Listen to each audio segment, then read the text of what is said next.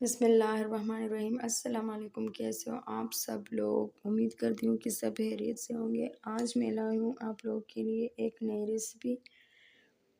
तो चलिए ये रेसिपी की तरफ। यहाँ पे मैंने 2 इंजीर लिए जो कि हर बीमारी के लिए ये ज़बरदस्त इलाज है।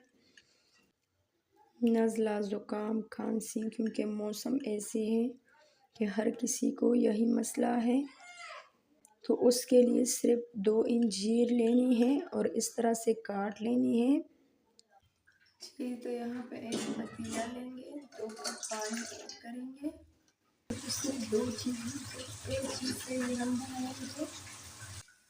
जी, तो अब इंजीर को ऐड करेंगे। इसको इतना उबालेंगे जितना कि 1 कप पानी रह जाए।